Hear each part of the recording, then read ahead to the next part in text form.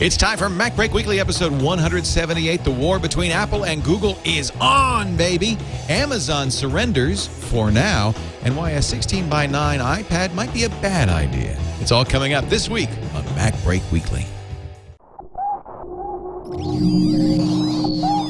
Netcasts you love. From people you trust. This is Twit.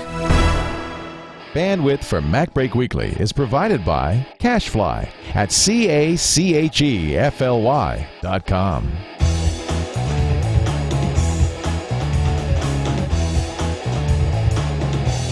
This is MacBreak Weekly, episode 178 for February 2nd, 2010. Flash is Cilantro. MacBreak Weekly is brought to you by Carbonite, the leader in online backup. Back up your PC or Mac off-site securely and automatically. For a free trial offer plus 2 free months with purchase, go to Carbonite.com. Offer code MacBreak. And by Audible.com. To download a free audiobook of your choice, go to Audible.com/MacBreak. And by Go to My PC, the safe way to access your PC remotely that's as secure as online banking. For your free 30-day trial, visit gotomypc.com/MacBreak. It's time for MacBreak Weekly, the show that covers everything that has to do with Apple, especially the iPad. Because I have a feeling this is going to be one of them shows. Right now on the line with me via Skype, the bouffant of all knowledge, Mr. Chris Breen. It's great to see you, Chris, senior editor, Macworld. Hi, Leo. And the author of Mac 9, is it 911 or 411?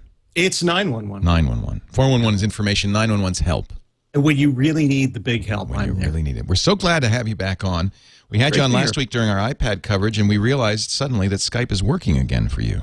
You know, if you change ISPs, miraculous things happen. Jeez. I mean, we could not pick you up at all, but now you look great. This is great. Well, thank you. I've got a new blush and a foundation I'm using that. So it's looking lovely. A little of that, thank you. Chris Breen's Makeup by Max Factor. Also joining us right now, Mr. Ihnatko, who needs no makeup. He's just beautiful all on his own. Hello, Mr. I. And my suits are by Botany 500.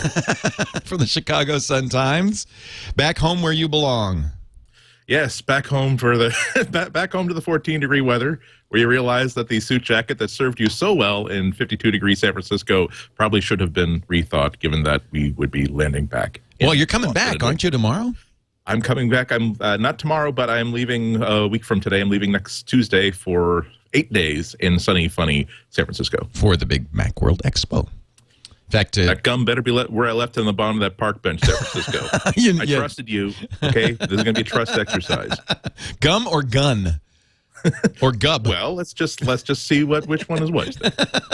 Also here, Merlin Mann from 43folders.com and the great You Look Nice Today podcast. Great to see you once again, Merlin. Thanks, Leo. Nice to be here. Alex Lindsay is on assignment in the Seychelles. I kid you not. I don't know why. Is that code? Is that code for something? No, what does that mean? He's in the Seychelles. He's in the Seychelles Islands. Freaky San Francisco things you people are into. No, it's just north of Madagascar. Oh, I bet it is. You're not going to take me north of Madagascar when I'm there next week. Guarantee you that. Yes, we have south of Market and north of Madagascar. Is this a lost tie-in? I mean, does this island move around from time to time? I cannot figure out what he's doing in the Seychelles Islands, but apparently he says it's work. Ah. Yeah. Ah. I have that kind of work sometimes, too. Ooh, yeah. A pretty good idea. I find that work on Craigslist often. You think he's having work done? Maybe that's what it is. Poor Alex. He's not here to defend himself. But if he comes back, you know, just a little extra happy. Remember, we're supposed to just ask if he's lost weight. That's right. You just look well rested. I think that's caught up on a lot of sleep during those 3.5 weeks. You look so well rested.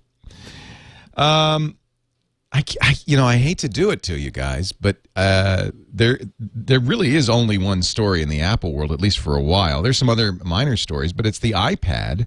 Well, I guess we'll start with asking you one by one now, a week later, what your assessment is. Boy, I tell you, I did not expect the backlash, the negativity from so many people on the iPad. People hate the name. the lack of multitasking, the lack of a camera, the lack of, I don't know, a solar panel on the back. People wanted more, I guess. What do you think, Chris Breen? Are you at this point bullish on the iPad? At least its ability to sell? I am. Mainly my reaction is just after a week of this, my head is pounding, and I've been tweeting quotes from the Grinch because I've kind of had it with all the noise about this thing. I think it's going to do perfectly well.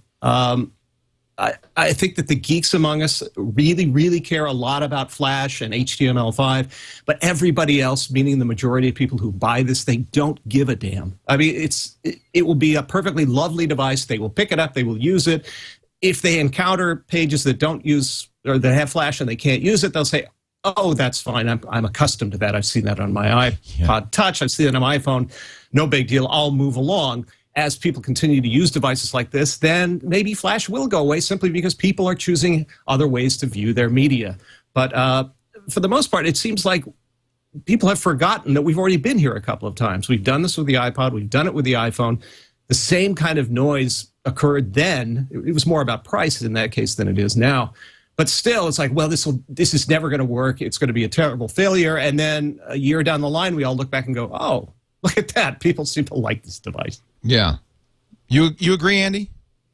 I really think it's going to be more of a situation where it's going to be the geek's device for the first year, and during that time, everybody who right now is not it's not unwise for people to be skeptical about a device that doesn't have certain basic things that they tend to associate with a computer. It's not unrealistic for them to have those fears.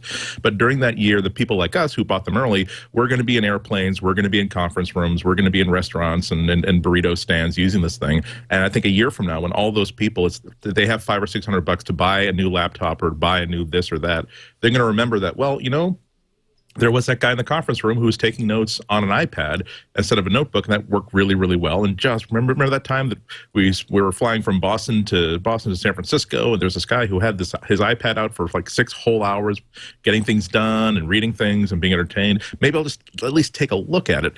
It takes a while for you to realize that a new thing is indeed a new thing and not just a new version of the thing that you've been looking at for the past 2 or 3 or 4 years. It does seem like everybody's comparing it to the netbook, you know, and I don't know if it's a netbook replacement. I mean, this is one of those instances in which there was a really great book about the development of the lunar lander. It's just nothing but the project manager of the entire lunar lander program at Grumman Aviation about how this thing was designed and developed.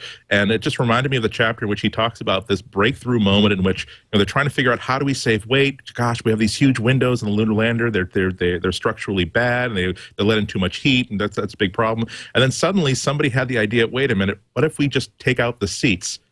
And there wasn't, we got to have seats in this thing. Well, no, you don't, because this isn't an aircraft that we normally build. This is a spacecraft that operates in almost no gravity. Even when it lands on the moon, it's going to be on almost zero gravity. And as soon as they deleted the seats, they realized that almost all of the other problems that they were having with this design went away, and all because they were trying to design this thing to make it like every other thing they've ever built, without even thinking about, do we need everything that we usually put in one of these things? You talk to a lot of mainstream media, do a lot of interviews. Their interest is still high, yes? Still extremely high, chiefly because they know that anything that Apple does, not only is it about the thing itself, but it's also about the ripple effect they're going to have to not only with society but other businesses. Yeah. So they're still covering this pretty aggressively. There was a big debate with my producer at CBS about whether we can even afford to do my segment after the first Saturday after the event, or whether we should just make sure we get on this really, really early and start talking about it beforehand. So there's still a lot of excitement about it. Merlin, what do you think? Now, a week later, in the cold light of day. Well, I just want to say, for the record, that I think Andy's piece that I read the other day about the iPad, I think it was one of the best things I've read. If you haven't read it, you should check it out. And that's in that paper you write for, Andy? Is that where people can find that? Yes, the Sun-Times. Sun-Times.com. It was really good. It was very good. The smartest things I've heard people say about this, and again... And the tagline is, it does make sense, right? Yeah. Yes. Yeah. But I mean, partly it's also that he spent a little bit more time with it than a lot of people who are, as you pointed, dashing off to meet a deadline, and you saw in the limited amount of time you have what it's capable of. The smartest things that I feel like I'm hearing from people are people who are saying, you know what, we haven't really spent much time with it yet, But based on what we've seen so far, it's clear that this is something different. And so number one, I think yes, anytime something new comes out that we haven't had time with, we're past this prologue, we're always going to use the vocabulary and use cases of previous things. So I forget who did this. Probably everybody who wrote about this said the same thing. But do you remember when was it the iMac came out and it wasn't going to have a floppy? Yeah, huge. And am I coming through okay? Yeah, it's starting to get a little weird. That should be better now. But do you remember when the iMac came out and was it the iMac and there wasn't going to be a floppy? And right, the first iMac had no floppy. People flip because at the time you could there's a million cases of this. Like when Clinton did the welfare reform, there's all these things that happen, and then strangely enough, the world doesn't end. It doesn't mean it's going to get better. It doesn't mean it's going to get worse. But the truth is, when things change, it's not always incremental. It's really true. People don't like change. And no matter what the change is, big or small, there's always this kind of moment where people just a certain percentage just freak out. But what you're saying is this is a paradigm shift, to use an overused phrase. You're saying this is kind of an inflection point. I don't know if it's I don't know yet if it's a paradigm shift, but I will say that this is a company that has a record of shifting paradigms from time to time. What I will say is that I think a lot of the arrows people are shooting are falling way short because it's either not germane to the kind of audience that would use this, or they're leaving out really important facts. And the most important, this Flash business. I mean, Flash started out as this goofy thing for having little kind of rich media animations on pages. And then, God love it, it took over the entire frickin' world, and people started making whole sites out of it. It became a way for a designer to build a portfolio on the back of some company. I'm sorry, I have strong feelings about Flash, and I'm just really kind of sick of hearing this whole thing. I'm with you. People think Flash equals, right? That Flash is the equivalent of streaming. Well, Real Player used to be our only choice for streaming, too. And now you're not seeing quite so much of that. Yeah. So I just want to be really clear that, if you look at stuff, what's the thing Gruber linked to the other day? The new HTML5 player? Oh, yeah. Sublime Video. Yeah. What is it? Tell us again. So Sublime Video, I'm getting this straight off during Fireball, but there's this, if you go to Jillian.com with one L, I believe, it's a HTML5 video player. It doesn't work in Firefox yet, but as a proof of concept, it's super interesting. Uses JavaScript to do a lot of the rich stuff that you wouldn't do with straight HTML. But it just goes to show you evolution happens. I don't want to rant, but I'm so sick of this whole this can't succeed because Flash. And it's like, things come and go. And, it drives me crazy. I'm on my iPhone, and I want to find out, what are the two things that you want to find out about when you're on the road, right? Bands and restaurants, right? Where's this band playing? Where's the restaurant? And those are the two people who most often have Flash sites. There's an age Unusable. gulf. Isn't that funny? You can't use it. But there is an age gulf here because, for me, it's bathrooms and restaurants. But other than that... There should be an app for that.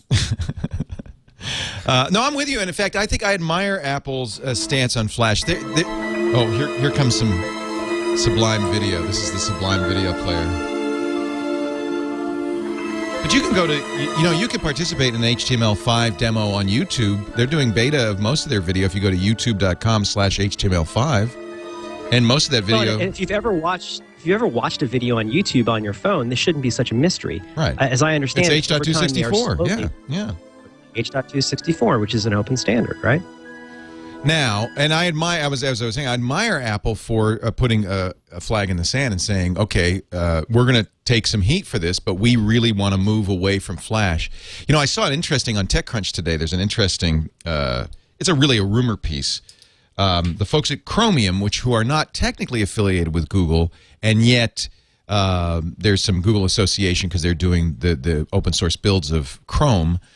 They're showing a video which was created by somebody from Google of a Chrome tablet. Now it's kind of a mock-up, but it's an interesting thing to see. The Chrome OS does play Flash, of course, but it's all browser. I mean, basically it's to say it's an OS is to give it a little too much credit. It's basically a big browser. But I would be I'm less interested in, frankly, a Chrome OS tablet. I'd be very interested in an Android tablet. Yeah, I really think that we already have Acer saying that, yeah, you know how last year we were making noise about maybe doing a tablet? We've decided that we'd much rather not try to compete with a $500 Apple tablet, and we make enough money as it is on our other businesses, so we're not even going to get involved. And I think we're going to see a lot of the things that were demonstrated last month not because are not going to be seen again, not because they were not good products, but because they know now how competitive the space is going to be. It really is a classic face-off between what is better, a machine that doesn't do everything but does what it does extremely well and is very flexible, or something that just packs in as much features as possible for a very, very good, very, very low price. I mean, there are people, I've had Android versus iPhone arguments over dinner tables with people often enough to know that there are people that are certainly willing to sacrifice usability and certainly willing to sacrifice a clean interface, so long as they can say, well, I can do this, this, this, and this, and if a year from now I want to do this, it seems as though it will be possible for me to do it, as opposed to having to wait for Apple to support it. I'm fully, the Nexus 1 is now my full-time phone. The iPhone is on a shelf somewhere, and I am fully happy with the Nexus 1 as a phone. But I have to say, even for me as a Nexus 1 user, I'm thrilled about the iPad because those 3 or 4 applications I miss, including my Sonos 5 remote control, Mint, will be replaced with the iPad. And I've been thinking, as I think of applications for the iPad, my mom does crossword puzzles. This is going to be the deluxe crossword puzzle machine. Oh, yeah. Among every other thing that you get. It'll be perfect for that, or Sudoku. And I also think that Apple did a really smart thing with the $499 price point. And the more I think about it, I think, you know, a number of analysts said, oh, nobody's going to buy $499. People always buy the second one up and so forth. I think they're going to sell a lot of $499s, and I don't think they're going to sell that well in the higher price bracket. I think this is the perfect parent computer. My mom has an iMac and she now has a laptop, but she's not comfortable with a laptop. And I could easily see getting her this device because not only is it great for crosswords, but it's a good computer to have in the kitchen. So she can watch iTunes videos on the thing while she's cooking, or she can look up recipes, and she can get on the web, and she can do email. And it's all just tap, tap, tap, tap, tap, and none of this. Now open Safari, and you're going to have to enter this, and you're going to have to go over here and do that. She's smart enough to do all those things. But for a $500 device, to just put in her hands and say, I think you can figure this out in about 10 minutes. And she will be able to. And I think most people will be able to. So I think you're going to see a lot of geeks in the first year. Next time the holiday season comes around, there's going to be an iPad under the tree. I think an unremarked thing, even by me, is the idea that this could be the first truly modern computer and the first truly modern operating system ever released, because everything else has started with some leftover of old hardware designs or old operating system designs. If the one feature that Apple can sell the iPad on is that this is the computer that doesn't freeze, doesn't crash, you turn it on and it will work, it will do things that you expect it to do, and it doesn't expect you to do things in a way that's been done for 20 years just because that's the way we've always done it. One of the things that I had to write my piece, it was a considered, hopefully, in a research piece, hopefully, but it was also a first day piece about the iPad. And one of the things I was openly concerned about is the lack of an open file system that I would get on a tablet or an Android device that I typically can't get on an iPhone. And of course, then the developer documentation started floating around, discovering that Apple has come up apparently something better than an open file system. I can't browse the directory system of the entire device, but every time I need a Word file, it will show me every Word file that's relevant to my task right now. You can mount that's it, perfectly basically. Fine. Right. Yeah. And I think that's going to be a computing experience that's full of stuff like that, where, oh, geez, I can't configure a new printer. Well, you don't have to configure a new printer. It'll just simply sense where things can print to and ask you which one it has to go to. What's your next problem? I can't use Flash. Well, we're giving you something better than Flash. Also, we're giving you something that won't cause the machine to slow down, freeze. Well, no multitasking. Again, we're making it more stable. It could be a very interesting new shift. I think there's two patterns that are interesting here. The one that's an obvious pattern, is that people in general are becoming more comfortable with technology that's not permanently fixed to a location or a use. And so, typically in the past, you learn how to, fire up Windows and do a spreadsheet or whatever. And I think over time, people, through things like phones, have gotten more comfortable. And that's, again, it's a typical adoption curve kind of thing. Nothing unusual.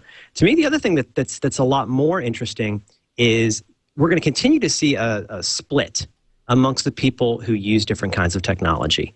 And I always think of it in terms of like vegetarians. Like if you were a vegetarian in 1950 and you met another vegetarian, you wouldn't care about anything else that person did just because you're both vegetarians. Now today, interesting, the yeah. reason somebody's a vegetarian could be because they don't like tainted beef. It could be for their health.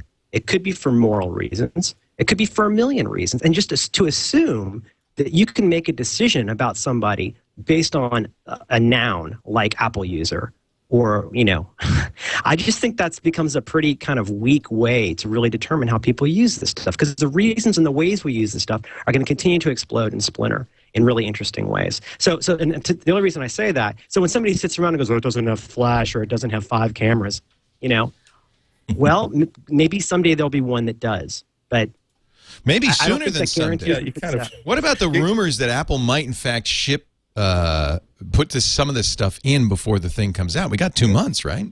What do you? Plus, you want to say, okay, great. See, it's a coffee cup, but it has a camera, so that must be your perfect iPad. Isn't it great? It's a coffee cup and a camera. Somebody also said to me, think about it. Put a camera, just do a mock-up of a camera and iPad. It's just going to be shooting up people's noses. You're not, unless you hold it like that. The iPad really is, and this is a good point, is going to be more like, here or even on the ground. It's not going to be an ideal camera device. You'd have to hold it up or put it on a stand. Not that means there won't be a camera, and there may well be a camera. Who knows? There's some evidence that there's room for a camera. Well, yeah, there was somebody, Parts House, I guess, got frames for the iPad replacement parts, and there's a little divot in there where, and they said, oh, look, we'll just take this camera out of this MacBook Pro, and it fits perfectly. So maybe, yes, I mean, certainly for V2, yes, a camera makes sense.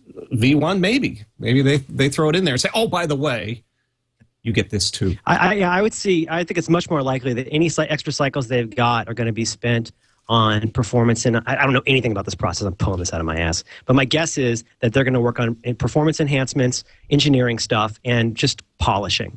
I can't imagine they would add a lot of hardware features. Speed is critical. And I think, that's what Andy said. Andy said this thing's a monster in terms of speed, right? In fact, the people who've held it, it's funny, I kind of took it out of my mind that I've actually looked at it and looked at the website, and I had the same reaction that a lot of people are having. It looks like the Fat Nano. It looks wrong. The pictures do not do it justice.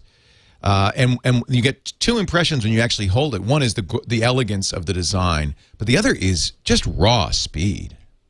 Exactly. I mean, I was doing ridiculous things with this, like just saying, well, here's the browser, and of course I can zoom in and out by squeezing and stretching. And I bet if I just do this, it'll just really freak it out. But no, it was absolutely keeping up with me. If I went like this, suddenly in 1 nanosecond, it zoomed into where the letter K was now this big. And that's a great feeling when that happens. It's really, it's neat. That's why I get back to the idea of the first time that someone goes into a Best Buy or something, intending to buy a cheap $500 Windows notebook, they're going to see a cheap $500 Windows notebook. A lot of these $500 Windows notebooks, it's a full notebook with a full keyboard, but it can't, and a camera, and flash, and multitasking, and it can't. The processor is not even good enough to really play full screen, full frame video. Yeah. You have to re-optimize it for mobile, and yet this $500 device, it screams quality with every tap of the button. Every time you move something.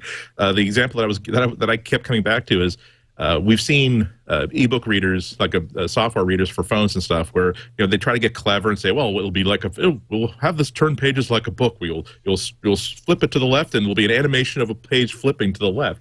And okay, that's cute, but you see. It always feels like, okay, it always feels as though the device is hearing you saying, I understand that you've just given a command to turn a page. I will now play an animation of the page turning, and when that page turning is complete, you may now continue reading. With the iPad, you put your finger on the lower corner of the page, you drag the page over until the springiness of that page causes it to flip over on its own. It feels as though you're actually interacting with a sheet of paper. It's that kind of responsive. I was really wondering. One category I'd love to see is what happens when people start to build musical instruments for this. I mean, even the grand piano apps for the iPhone are damn responsive and damn interactive. I can't wait to see what happens when these developers start saying, well, now we have enough screen real estate, we can actually put a full hand on this. It will be fast enough and responsible enough that you could actually play a note and have it go out pretty much when you expect it to go out. I'm going to talk about some other things. We're going to talk about the A4 chip, some rumors. I talked to Philip Ryu about his program Classics, which the iBook program looks a lot like. We have a lot more to talk about, including our picks of the week, but we got to take a break and come back. Paul Kent's going to join us in a few minutes, too, to talk about Macworld Expo. He's got an update on that. I'm excited. I'm going to tell you a little bit about what I'm doing. I'm very excited about what I'm going to do at Macworld Expo, and I know Andy's got some seminars and so forth. But before we go on, I do want to mention my friends at Citrix and the folks who do Go to My PC. This is the program that lets you access your computer anywhere you go, and they wanted especially to be on MacBreak because they wanted to remind you, Go to My PC works on Macs. In fact, you can access a Mac from a PC, access a PC from a Mac, access a Mac from a Mac. I mean, it is kind of the universal bottle opener for computing. I'll tell you what, you could try it right now for free for 30 days, and I really encourage you to do this. Every once in a while I get emails from people who say, well, I tried it, but it doesn't do the one thing I needed, or it doesn't work in my environment, or whatever it is. And this is why I've always asked all of our advertisers to offer free trials, because then you'll know. So don't go out and buy it right away. Just try before you buy. Go to gotomypc.com/MacBreak. You'll get 30 days free. And it's unlimited. When they first started, they said 1 hour. And I said, no, I want you to be able to use it all day, every day. And they said, okay. For the MacBreak audience, okay. Go to mypc.com/MacBreak. You could try it right now. It'll take you about 30 seconds to install. It's that fast. There's no firewall, port forwarding, no configuration. It does NAT traversal, so it's actually very elegant in the way it works, yet completely secure. Unlike most other remote access products, there's never been an exploit. There's never been a hack. This thing is 128-bit SSL. So, in fact, if you're at a sketchy, internet access spot, if you're at a hotel or whatever, safest thing to do, log on to your work computer, use a Go to My PC. It's like VPN. Now you're completely connected, completely securely through a tunnel, and now you can surf safely. It's award-winning, of course. PC World gave it their world-class award yet again for best remote access software. I mean, that's almost a gimme. There is nothing better out there. It is the best. I've tried it. I use it all the time, and I encourage you to try it for free right now. Go to mypc.com/MacBreak. Give it a try. I think you'll find many, many uses for it, but that's what the free trial's all about. What was I going to say? Oh, I was A4 chip. Now, I don't know how much of this is rumors or not. One of the reasons the iPad is so fast is Apple's done some custom silicon. Brightsideofnews.com, which I had not heard of before, but apparently Daniela Custer, who does this, is pretty expert on hardware. She was at a Global Foundries event in Las Vegas and spoke with the CEO of ARM, Warren East. This was before the iPad was released, so she wasn't able to write about it till after the release. But apparently, PI Semi founder Dan Dauberfui, and by the way, what a great name, Dauberfui. By the way, PA Semi is the chip foundry that Apple bought a couple of years ago. Was the lead designer, the founder of PA Semi, of the Alpha and Strong Arm processors, the DEC Alpha. And it's her belief that the A4 is, and according to what she's been told, it's a system on a chip that integrates an ARM Cortex-A9, which is the same thing used in the Tegra and the Qualcomm Snapdragon, with the ARM Mali GPU, which is a very fast graphics processor. So it's all in an all-in-one chip. Memory controllers also on the silicon. So it's kind of an impressive chip, but it isn't really Apple designed particularly. It's kind of Apple glued together. Does that much match with, Chris Breen, what you've been hearing about this? Yeah, that has been what I've heard. When the thing first came out and they saw the A4 processor in there, I don't think anybody thought that Apple had suddenly gone into the chip-making business. They certainly acquired that kind of talent. And I think it shows that, if we look at the past from things like the PowerPC chips, where Apple sort of was at the mercy of the people who made these things, and it didn't happen as quickly as they wanted, they've established a relationship with Intel, and so that they could get things, have a little more influence. But now that they've acquired these kind of manufacturers and then can go there and say, this is the sort of chip we need, and the chip manufacturer's attention is not going to be diverted. That, yes, we serve you, Master Steve, and the rest of you at Apple. So, we will deliver on time, and it will be as fast as you'd like. As Prosper Chen says in our chat room, unfortunately, there's really no way to know this unless others leak it, and I'm sure they won't, except by, I don't know, taking it up. You can't really take it apart. I guess you could disassemble the die and maybe try to figure out what's in there. So we may never know, but this makes sense. Now, Tegra is dual-core ARM A9. Nobody's saying whether this is dual-core or not, so we just don't know. It would explain the speed, though, I have to say. But if it's dual-core, then it begs the question, well, why not multitask? I mean, if battery, you think? Maybe I think a lot of it's about power, and not reliability, but power. I think so. Because you keep looking at people with their iPhones, and we may have forgotten, those of us who have iPhones for the last couple of years. But if you go back and look at the cell phone that you had prior to that, and you could leave it uncharged for a week, and you could still make a call on the thing. I can't do that with my iPhone now. If I use my iPhone as it's meant to be used, meaning not only for making calls but computing with it, at the end of every day I have to plug it in, or maybe before the end of that day I have to plug the thing in. So I think that Apple has to be very concerned about power consumption. There's a lot of conspiracy theory that Apple's, all of this is to lock it down. It's to lock the buyer in. Yeah, well, that'd be unusual. Never heard of that, huh? Yeah, no, Steve's usually really all about making it easy for you. Yeah, some people. It's like Casablanca when Claude Rains goes gambling. I'm shocked. It's shocked. I think there's another relevant line from Casablanca where Peter Lorre, says, "Rick, you must hate you despise me, don't you, Rick?" And then Bogey just sort of like glances over him saying, "I don't know. If I ever gave you a second thought, maybe I would." And I think that's, if Apple ever gave you a second thought, maybe they'd think about how they can screw you over by locking you into a decision. I think it's just corporate culture that says, look, before we make this choice, will it make the platform more stable or less stable? Will it make it easier to use or harder to use? Will it complicate things or simplify things? And I think that's the reasons why they're not doing multitasking. Also, realize that they can't just simply press a button and simply decide, great, now all applications can live simultaneously. They need to have some sort of a new common system resource so that they can all interact with the user at the same time without bumping heads with each other. Android has that nice little notification bar, but even that sometimes. I love that, by the way. Again, it's okay, but it's a little bit kludgy, because if like Chris mentioned, if I've got the Nexus phone out for about overnight, by the time I pick it up again in the morning, I have to scroll through 24 different notifications from all these different things. And also, I had a Cricket problem with it about the second night, because it was in the other room and just would keep going click click click click click. Well, you could turn all that stuff off, Well, you have total control of that. But that was the problem. I had to go through, okay, which of these 9 applications is making that noise? And I had to go through each and every one of them. It's like being in a flash. It's like having your web browser and realizing that suddenly you start hearing, in a world where love was against the law. Damn it. Now, which one of these 40 tabs in Windows just suddenly opened a flash ad?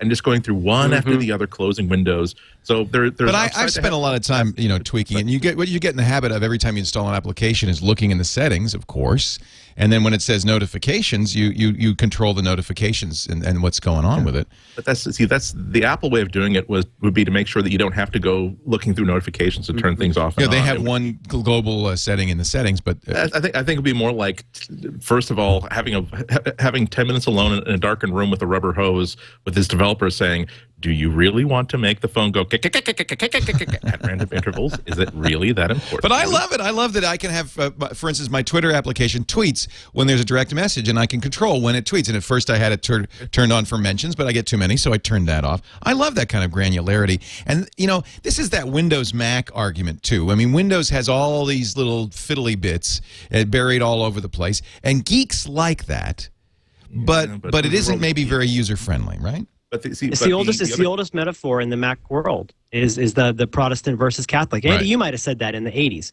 but there was an essay a very long time ago about how PC users are Protestants and Mac users are Catholics, because we want the mediated experience. It's like we want to be able to control it, but it's one thing to be able to fire up my text editor and change a P list, but I don't want to have to do that to check my mail. Right. Yeah, but I think we also get back to the idea of why. Do we want multitasking just so that we can say that we have multitasking? When you consider how fast I can switch between applications on my iPhone, if Apple were to, let's say Apple were going to be really, really mean-spirited and start lying to us and say, okay, well, today's we reintroduced Apple OS Update 3.1.2, which they actually did, by the way, about an hour ago, and we've listened to you people complaints. We have added multitasking now. It runs all apps simultaneously, but they didn't tell us that they didn't actually do anything at all. All they did was make sure that there's no longer any queues that you're closing down one running app and switching to another. Every single blogger would say, my God, this is great. Now it's maybe only half a second slower than on my Nexus phone, but it's true multitasking and it works great. I mean, if you give me, I don't want the feature, I want the effects of the feature. And I think that the iPhone delivers at least 80% of the effects of having real multitasking. Yeah, yeah. I'd like multitasking. Yeah. I have to say that I miss it the most when I'm traveling, because when I go into my flight tracker, I just want to do one swipe, take a look at the latest status update on my flight, and then switch back to my book or whatever I'm doing. That's when I really miss multitasking. Yeah. Mm-hmm. Also, with limited amounts of time, the thing I run into in someplace like an airport, the thing that drives me freaking crazy about the T-Mobile service. By the time I'm done trying to log in and buying extra points and stuff like that, I got to get back on the plane. It's really frustrating. It's those little periods of time. I think the busier you are, the more you travel, the more kind of CEO-like you are, the more you need that blast of power when you need it. You can't just sit there and let something render. Can I talk about one thing? I don't know anything about chips, but I do know that Apple likes to control everything they can vertically, and that's been good to them. If you think about, I was talking to Gruber about this the other night. You think about how every piece of it locks together, right? This is an old point, but it's worth making. I don't know if the chip thing's about multitasking. I don't know what part it's about. All I know is that the thing that Steve does not want to do is walk on stage and have to apologize for AT&T. He does not want to walk on stage and have to apologize for Motorola. He wants people to line up behind him, shut up, and let him push out a product that makes everybody's jaw drop. And the last thing he wants is have to depend on some bonehead company that he has no control over with his crazy control problems. So I think I don't know anything about how these things get made, but it would not surprise me at all if to the extent possible, they will control every piece of this. Up to, I will say, look at things like Pixar involvement, right? Getting more involved in the media that's on there. I think every chance they get, they're going to try and get their fingers into every piece of the process. Over. It's an interesting debate. No, you're making me think, Merlin. I know that's something that rarely happens on this show, but I'm actually. I had a G1 for a while. I mentioned this a few weeks ago, and initially I had exactly the same reaction. I was like, "Wow, the iPhone can't do anything on there. Look at all these apps, blah blah." And it was really, and again, this is the G1. This is not the sexy one you've got. But it didn't take more than a couple days and one usage of my iPhone till I went, oh, that's why I like it. I did the same thing. I did the same thing. The store was a mess. It was really hard to do super basic things. First of all, to update every app was like 4 steps. Yeah, but it's a year later. It's a year later, so that's one thing. That the G1 was the first iteration. The other thing, and this is what you see in the iPad, is speed makes a big difference. And the G1 was really underpowered. Speed makes a huge difference. There's a 1 gigahertz. Mine won't start now. Mine is dead. My G1 will not even start up. I've done the whole thing. I've done all the mine's in a drawer. I mean, it's not. But the Nexus one is not the G1. However, I'm not here to defend either. And I would be very interested to see what an Android tablet looks like. But I think it's pretty clear it would not have the same ease of use. You know what's interesting? As OS X has evolved, the differences between it and Windows in terms of pure ease of use have really almost completely gone. It is a complex, full-blown operating system. And in a way, that's why I liked seeing the iPad. It was a kind of a return to Apple's initial mission, which was for the rest of us, right? Something easy to use. OS X hasn't been that easy to use in years. And hasn't always felt that fast. I mean, that's from the early days, I could be wrong. This might just be my memory, but I think about being on something in my memory, being on an SE30 running 7.0, whatever one of the odd numbered good releases was, running 7.0 point something. I want to say like 5 or 7 versus running early OS X revisions before, I guess, Jaguar. It was like No contest. It was my Mac in 1989 felt about twice as fast. Right. Is that me, or what do you guys think? No, it was, because if you, in those days when we were running like 10.2 and you took the opportunity to go actually boot back into OS 9, OS 9 was screamingly fast, and then you get back to the OS 10. Finder. I mean, especially in the Finder, you'd really feel it. Huh. Well, it had terrible memory management. OS 9 did, so there were issues. Oh yeah, no, it was very clunky. But then, just for pure raw speed, particularly if you had now you have a faster computer because you need it for OS 10, and then you run OS 9 in the thing, and you go, oh my god, look at this thing. Yeah. There's no reason why we can't. I love there's no reason why we can't circle back and turn this into a swipe against Flash. As soon as I turned off Flash and Safari everywhere, suddenly all that speed that I lost over the past 2 years came right back to me. Yeah, I use Flash Blocker in Safari, and it's actually great because all that Flash is, you can click it to start it, but it just is gone, and it is amazing. Flash is now we broadcast in Flash, but I could say right now that Ustream, which is one of our providers, has done an H.264 HTML-based streaming, HTTP-based streaming, which we're using. If you use the iPhone application or the Android application for the Ustream player and you watch us, you're not watching Flash. Obviously, it's working on the iPhone as well as the Android phone. Leo, this is that kind of borderline personality disorder that really typifies the web today, right? Everything's black and white, and there's no nuance to anything. If you use this, you're evil. If you don't use this, you're good. All that stuff is such garbage. There's it's media. It's not. Flash. By the way, it's not just computers. It's politics too. Well, it's people looking. It's how humans are. It calls it the narcissism of minor differences. We look for ways to pick fights with each other, and it's stupid. And the thing is, I wrote a post on my site a while back about bands screwing up their site by being totally flashed. Ted Leo, I told you this, Boston guy. You can't go to a single page on his site because it's one file. Okay, that's a dumb idea. I still say Flash is cilantro. You do not want to eat a bowl of it. And you know what? You don't want to. You know what? Can I just say you don't want to live in a house made out of cilantro? Maybe you want a cilantro couch. But you might want a little in your salad. Yeah. I said that. And when you go to a site and you want to go to a restaurant and the site is a blue Lego, that is a failure at every level, and that designer should be horsewhipped for allowing you to have a site in Flash. And Gruber, of course, has a great post on this, and I think that he's right that Hulu will be using HTML5. Everybody will, and I guess that's what I was starting to say at the beginning of that Flash conversation, which is I think it's great that Apple is saying no more. Somebody had to step up and do it, and it's simply enough to have it be not in any Apple portable devices for sites to say, okay, there's an alternative, let's use it. Yeah, I think it's even close to what I was saying a couple of weeks ago about how sometimes in order to make a change, you can't simply accommodate, you simply have to abandon. And maybe that's part of that philosophy being given here. We can give you Flash, but that would not really motivate makers of Flash sites to move away from Flash.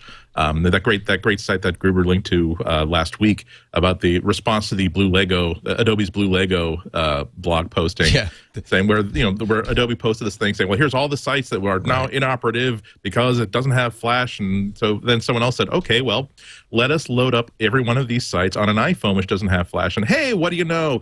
Nearly all of these sites created an iPhone-specific version that works just as well without it.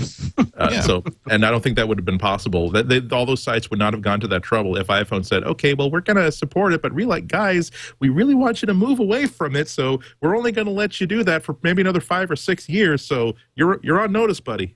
Well, and I should say that we are, of course, we have several iPhone apps, and we are going to modify at least one. I think we've got 2 in the works that will work on the iPad and will support video. And by the way, kind of support multitasking because I want to make it so you can watch the video and chat at the same time. I think the iPad is great for content creators like us. We can make a custom experience for Twit Live that's fantastic on the iPad. There is one issue, though, for developers, and a couple of people have raised this, is if you want to ship on launch, you have to trust the SDK emulation and cross your fingers because you can't test before you ship. And knowing how long it takes Apple to ship revisions or publish revisions, if you're really taking a chance if you say, well, I'm going to push it out for launch, which we'd like to do, but if it doesn't work, then it might be a lot of unhappy people for a while. Or do I wait and come out on day 2 and have some limited testing? It's an interesting challenge for developers. Marco from Tumblr had a great post about that, and it's basically laid out the 3 options that you've got, for what your choices are. Right. And if I were a developer, I wouldn't love any of them. I mean, what's that story? Is that Gates? Was it Bill Gates with DOS? Like he'd never actually run it until he just written it on cards, and then he ran it one day and it worked. Is it DOS? Yeah, not everybody's that personally, good. I'd want to wait. Yeah, I would want to wait. But then again, the App Store, as it is for the iPhone, is such a gold rush right now, or a land grab. There's going to be people there on day one, trying to win the SERPs for certain keywords, basically from day one. And that's, if you make your living off that stuff, you want to be there on day zero when that stuff goes up. Yeah.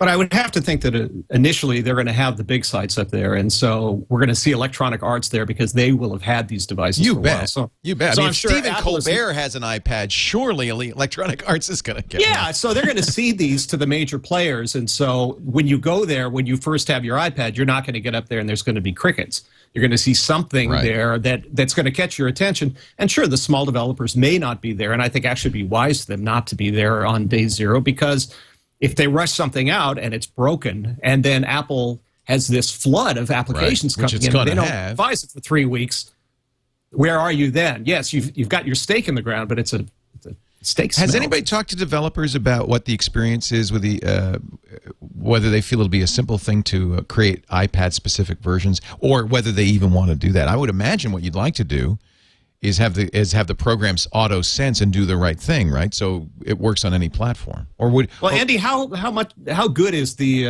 Pixel expansion on this thing? Yuck.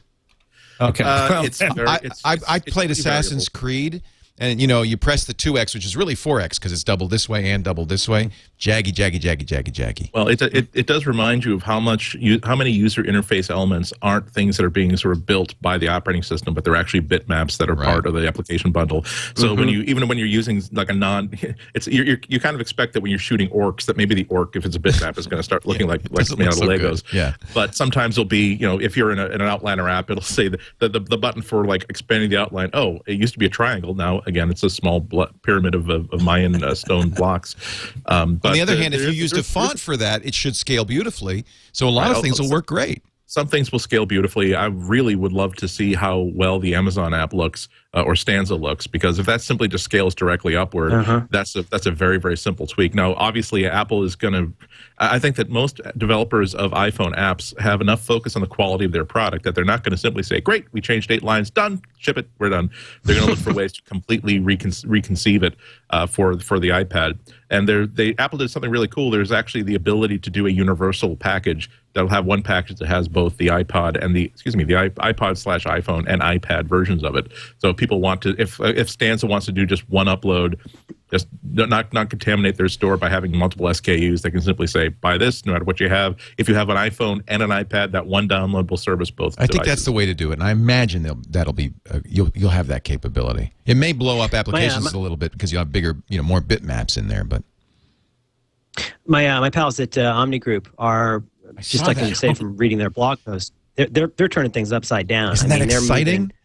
They're moving some really serious furniture to really push out. And I mean, they're such an interesting company. I love those guys. They're going to move. They're going to move all their apps, except for I guess OmniWeb. They're going to move all their apps to the iPad.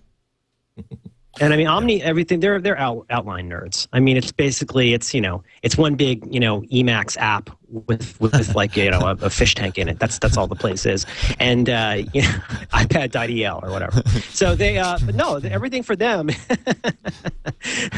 everything for them starts with outlining and kind of goes outward. I think OmniGraffle on the iPad will be a killer app. I guess people are sitting around talking about all these computery stuff. I think for salespeople, for people who want to go out and do a demo on the road, this is going to blow people out of the water.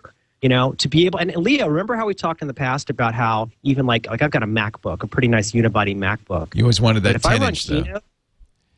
Well, if I run Keynote, remember we talked about this, I would have to take my MacBook Pro on the road to use Keynote. Because, you'd be hurting trying to get any of those transitions. Imagine this thing where you pop it open and based on what Andy said, stuff just flies. Yeah. That's huge. Yeah. I was talking to I was talking to Rick Smolin, who does the 24 Hours books and all these really great best-selling commercial photo books, and he was telling me that he thinks the display is good enough to use it as a portfolio presentation piece. Wow! So when that comes from a professional photographer, that really made an impression on me. It's only 1024 by 768. The only thing I can live without multitasking. I can live without a camera. I can easily live without flash. In fact, I'm glad that they don't. I'm actually now turned around on this Flash issue, and I'm glad that they're killing Flash. But I hate it that it's not 16:9. Well, I mean, again, what if they gave you the exact same screen area, only they didn't give you the black bars up at the top and the bottom? Would you still complain about it? Is it the aspect ratio itself, or is it just the idea? I'd like to see 720p. I really would. Well, because it has. I mean, it has to be. It has to be a book reader too, and it has to serve multiple masters. I'm not sure how well. Every time I've seen a device that is that aspect ratio, it's great for some things. It just feels like you're looking at a legal pad for a lot of other things. I know that's more of an anthropology problem than a technical problem, but your eyes simply say, "Oh, this is longer than it should be." No, I'm with you, and I think then the message is important to put out that this is a great book reader, browser, blah blah blah, but it's not going to be a great movie viewing device, in my opinion. Oh, I think it's going to be. I think it's going to be a great. Because let's count pixels and let's see if it's true 720p or not. If you saw the movie demos that were on the demo units last Wednesday, they were fine. Great freaking video. Yeah, they were fine. And again, pardon me if I'm not up there with the ruler saying, "Excuse me, it's all." I only counted 708, even allowing for a 2% degree of error in my counting. That's still substantially lower than 720p. I want to know what you're going to do about this to correct the situation, because I have a live journal series and I'm not free to use it. I'm just waiting for him to ask for his stapler back at any moment. You have my stapler. Well, it really is a question of where they're putting the emphasis on this device. And is it strictly media? I don't think so. And I think a lot of it's productivity as well.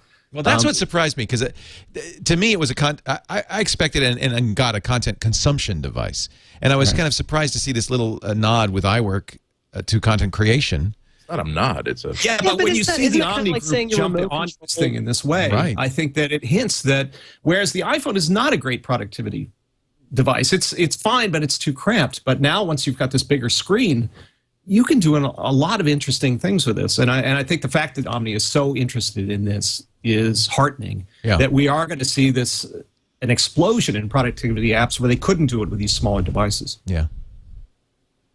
We're going to take a break, come back. Paul Kent's going to join us, give us a little update on Macworld Expo, and there is other news. In fact, there's some surprising news from Apple regarding Stanza, which is an Amazon-owned application, now the book reader on the iPhone.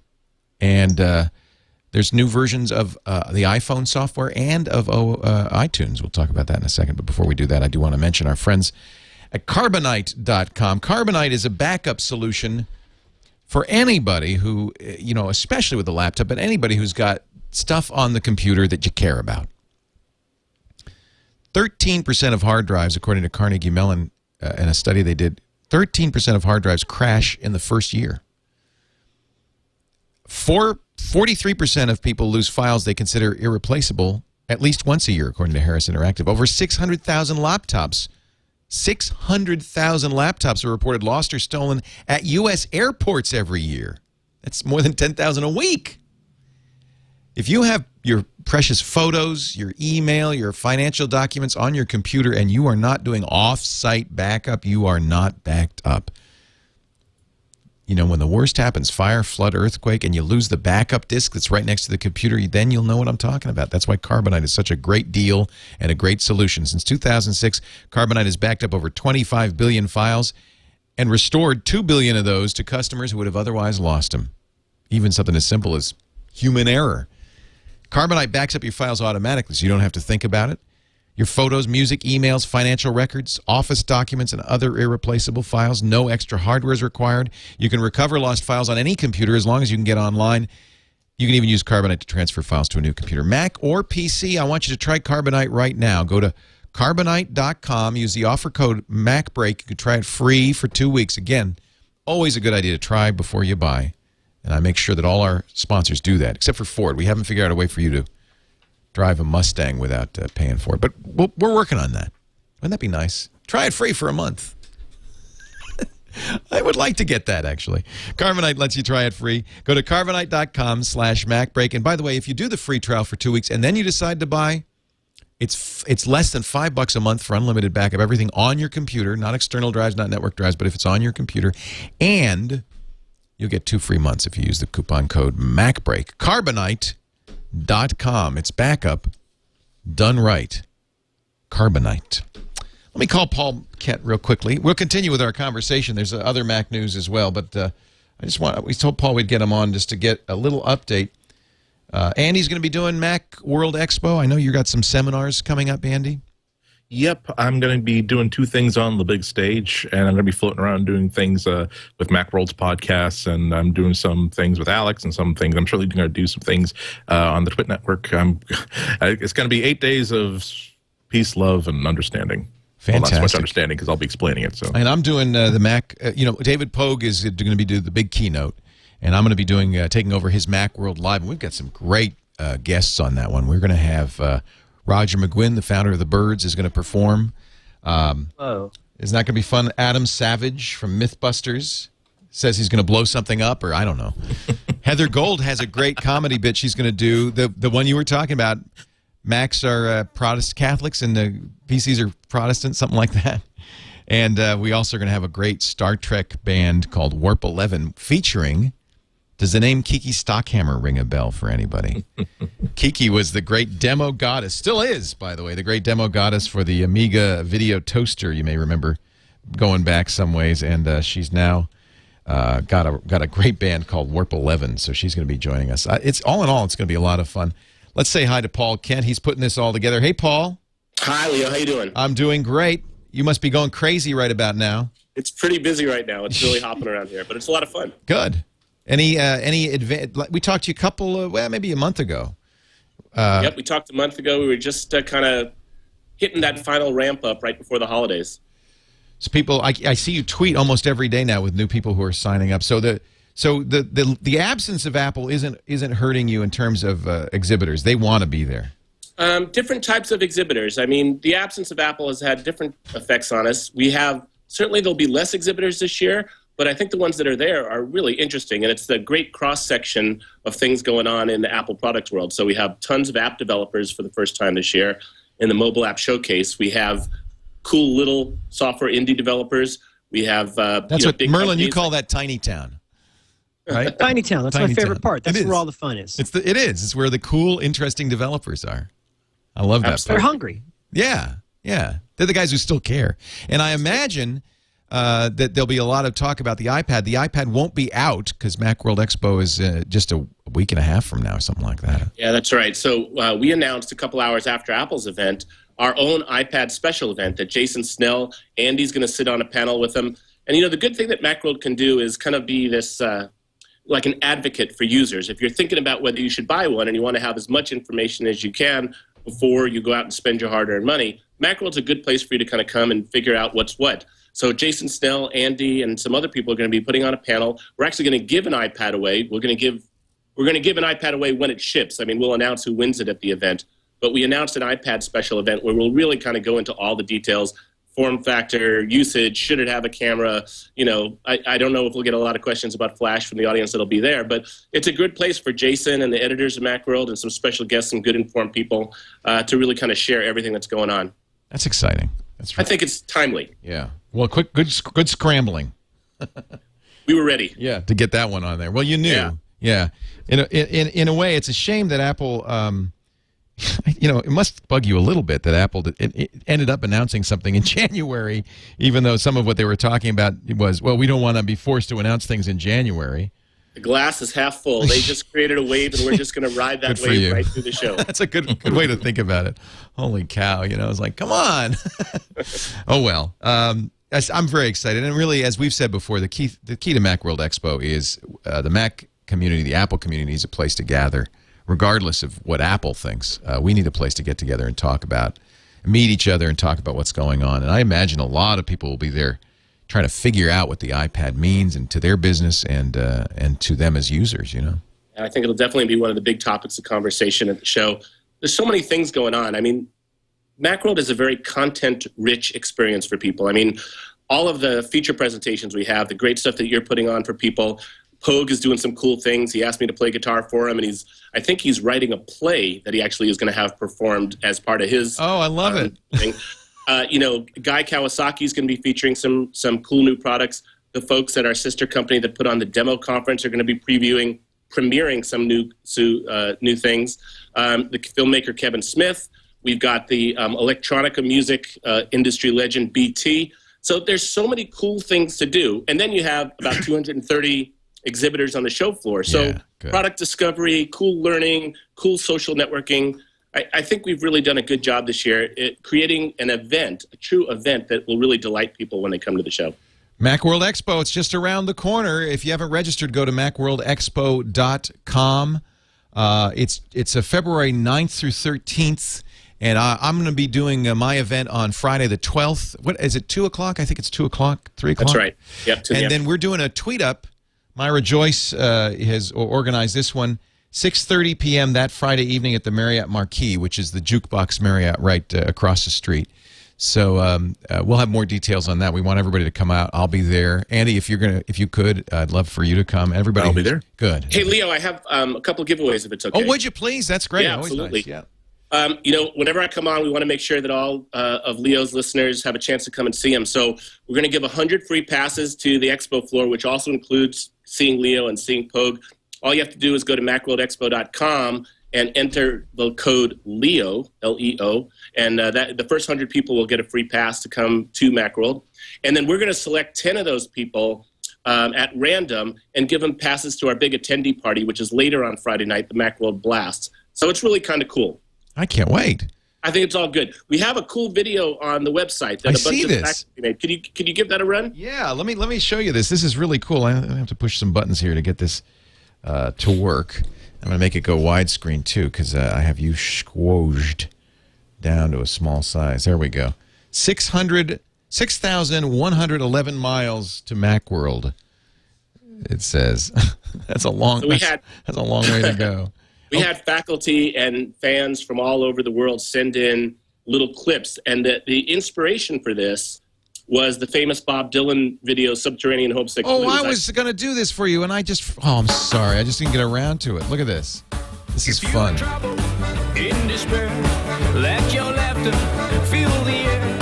This ain't no time to hang your head, 'cause pretty soon we all be dead. There's Don McAllister. I love it. You're going to have to watch this on the site iJustine. Oh, that's neat. How fun. At least it's not Dan Morin. snowing. Who is that? Dan Morin from Morin. Macworld. Oh, that's great. In San Francisco. That's great.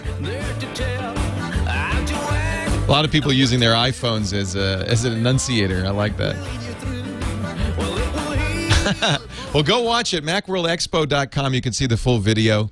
Paul Kent, thank you so much for the coupon. We really appreciate that. Go to MacWorldExpo.com and register. I can't believe if you haven't done it yet, and use my name Leo as the offer code, and you'll get a deal. Leo, thanks for all your support, and all the guys who are on the screen there have all helped in some way. They're either speaking for us. Merlin and I spent a lot of time together. He gave me a lot of advice about how Macworld can really ring true for attendees. We never decided on something. Tell me what to do, and I'll show up. Anything. I mean, I could pull soft serve cones. I could I can see him doing that. That's great. That's really Leave fun. the car in neutral. Do you have an idea how long you'll be, sir? Oh, yes, I am Merlin, man. Yes, I can make your dashboard more efficient while you're inside. It's so cool. You got all these people talk to do. less and park more. All right. By the way, that's a good bumper sticker I saw somewhere. Wag less, bark more. I like that.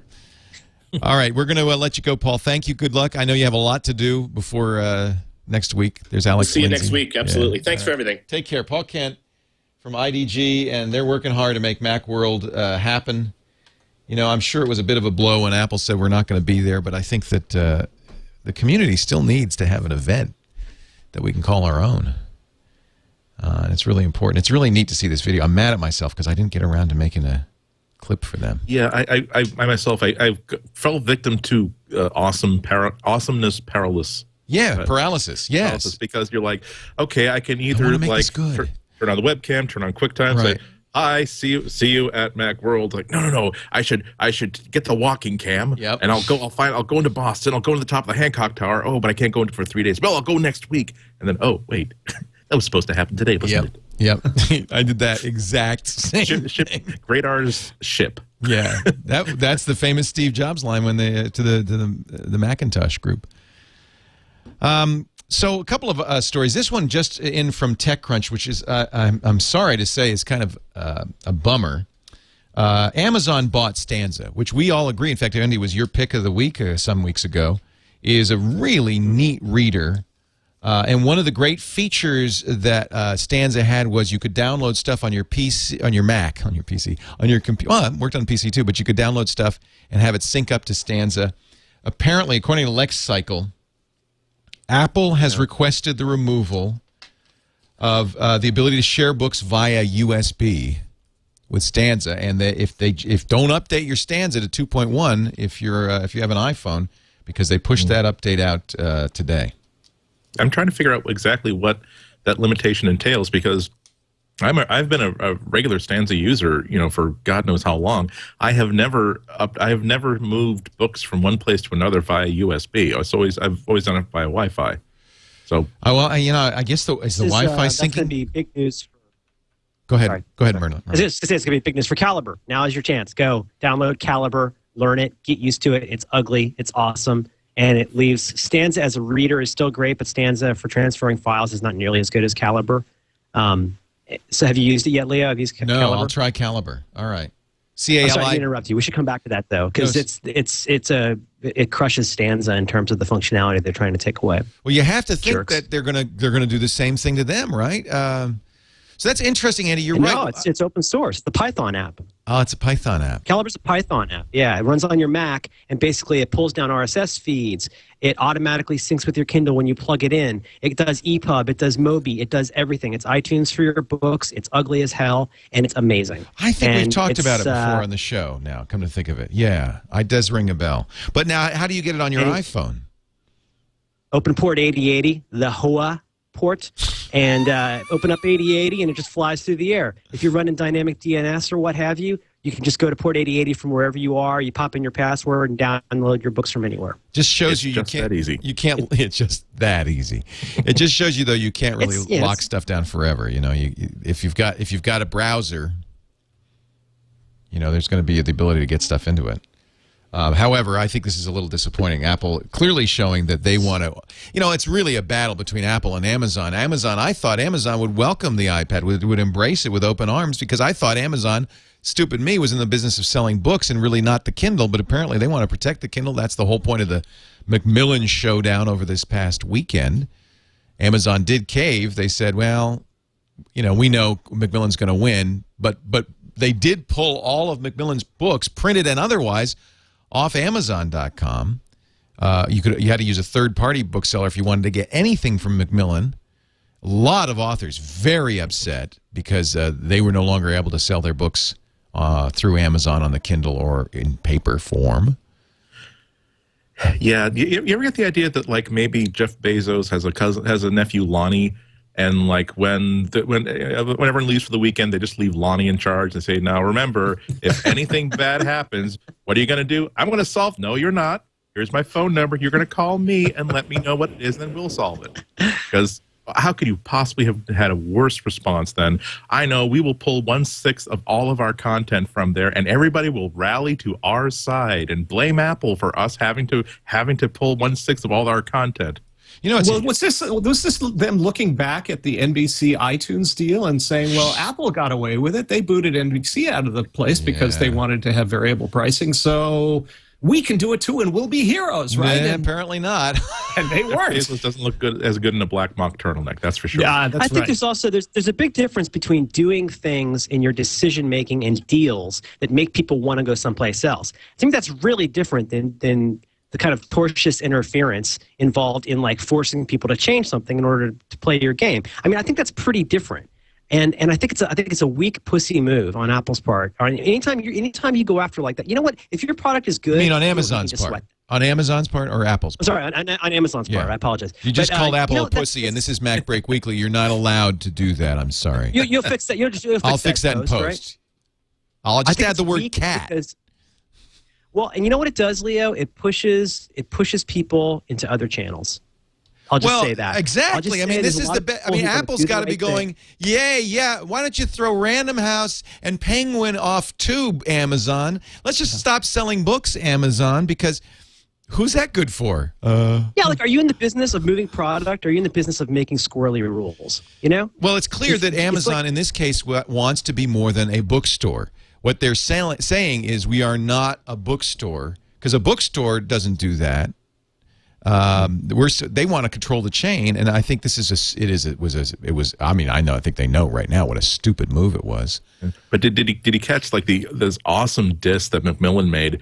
Because part of the controversy, part of the explanation of how badly Amazon handled this was that their comment was on an anonymous post on one of their blogs. Macmillan's was smart enough to say, you know what? Let's wake up the CEO for this.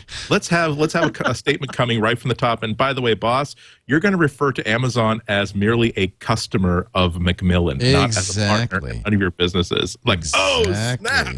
That's exactly the point. Is that who are they? A customer?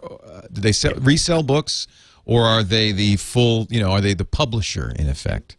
And obviously, if I were a shareholder, in a company that did stuff like that, I think I'd have some questions, because to me, there's a very basic decision at the heart of all of this kind of evolving commerce. All the decisions that people have to make about how they're going to deal with this. At the center is a very basic question, which is: do you want to get bigger and more open, or do you want to get smaller and more closed? I'm not saying that's has to be mutually exclusive, but by and large, when you keep trying to close off avenues and you increasingly depend on a business model that's based on suing people or DRM or based on all of this stuff, I think you really limit what you're capable of, and you limit your market. You're reducing the number of people who use your stuff. And why not learn from something like Napster? Why not learn from something like Apple? Right. I've got a very itchy buying finger. And if I were you, I would just be saying, hey, just go get used to using this a lot. Before I can escalate this relationship to you giving us tons of money, I've got to get you comfortable using this. And there's still thousands and millions of people who've never even opened Stanza. I don't know. I think that's a frustrating thing for companies when they close things down like that. It's interesting that Apple's really argument, and Apple was able to establish the iBook store by going to companies like Macmillan and saying, charge whatever you want. You can charge $15. And so Apple really launched this war. Apple is obviously in the war when they take out USB connectivity from Stanza. I wonder if they're going to take out Wi-Fi as well. I don't know. That's a strange loophole to leave in there. Maybe they can do it on their own. I don't know. Apple also... Stanza's not the only book reader on the iPhone. Right. I mean, let's be clear. Well, I wonder what they're going to do with the Kindle app. Are they going to allow... I mean, you can't artificially block the Kindle app, can you? That would be such an overt gesture on Apple's part. But we're in a shooting war right now, aren't we? Well, but why? But how does blocking the Kindle app help Apple? It doesn't. What they're more likely to say is that yes, you can download this application that, if you want to buy books, will take you to a website that's not really well done, that will download content, or that will then send it to you via a second mechanism. Or you can go to our very nice iTunes bookstore that is nicely organized and gives you nice pictures and previews and added content. By all means, use both of them. Right. And so if they were to lock out the Kindle, also the bad rap they get from the Kindle app at a time when they're trying to start a brand new market for themselves, I just don't see any upside to that form. Right. Yeah, I agree. I think that Apple is very confident in the iTunes store and the App Store. I mean, one of the things that we didn't mention about this whole Acer idea, they're not going to compete on the tablet, is the reason they cited for that is they can't compete against the App Store and iTunes. Right. And we really have to look at that relationship, just as we did with the iPod and the iPhone, is that Apple's got the full solution. And having iTunes and having an App Store. So, yes, you can come out with this wonderful device, but if you don't have the whole enchilada, you've got half a solution. Right. And so it makes sense for people not to try to compete in this space. There is another weird rumor on TechCrunch, which I don't really credit very much, that Apple is still developing another tablet with a really big screen. Yes, we got to spend more months speculating and guessing. Yeah, let's take a break. Because they only work on one idea at a time. I mean, they have whiteboards there. They can afford these things. Leo, is Calacanis the source on that? Yeah, probably, huh? for the past 3 or 4 days, I've had to like do all kinds of research about a device that really exists, answering real questions that people have, and not really having access to any answers. I really want to go back to that day when I could simply say, "Well, I believe there won't be 3G connectivity as a contract, and I think it makes sense for Apple to do." It's so much easier just to pull things out of whatever places you can find them available on. Somewhere I have my scorecard because I filled out the scorecard. I don't remember where it is. Did you guys fill out that scorecard? I did pretty well, actually. I was filling it out inside my head when they came up we saw that first graphic about the keyboard dock. I was replaying it in my mind all that really wonderful stuff I was saying about how no, Apple won't have keyboard support. No, not even via Bluetooth. I don't think it makes sense for them to do that. Okay, I was wrong about that. I stand by my prediction that there will be no keyboard on the iPad. No. Now it has to be. I will have to go to everyone's homes and destroy them because I need to be that right. It shouldn't be. There shouldn't be. Even if there is, there shouldn't be a keyboard. It makes no sense. Yeah, people. Before the I just want to clarify. I got it a little bit backwards. I thought there would be 1 camera and 3 solar panels. So. No one in this room fell for Jason's silliness, obviously. We weren't the CNN types, right? We knew that he was being silly. But all the same, I really think he has to take some response. If someone is going to say, "Oh, everyone who believed that was an idiot," you have to realize that this is. You go on Twitter, you might see 2 or 3 of these tweets. You're not going to stick around for everything. The stuff that he was making up wasn't. If you take 2 or 3 of them, weren't completely ridiculous.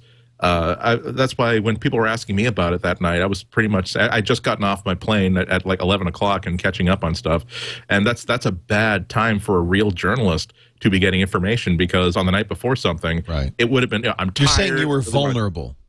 Well, no. I'm saying that's a time when someone might say.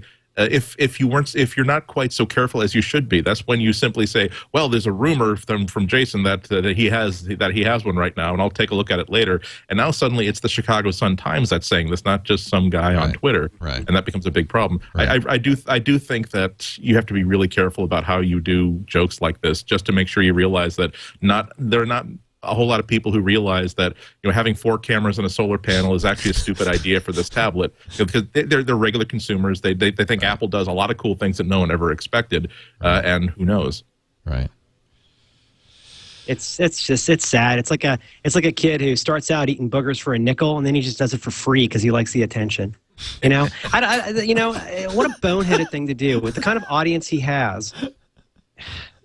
That's pathetic. Oh, see, it didn't bother me, but I guess because it was just so obvious that It's sad. It's personality spam. It's just like so. It's a joke. I mean, can't you? I mean, maybe it wasn't a funny joke to some. I have a certain amount of experience with this because one of the first really popular things I ever wrote and published back when I was just writing for the Boston Computer Society's Mac Group newsletter was I wrote an April Fool's piece that was published on April Fool's Day.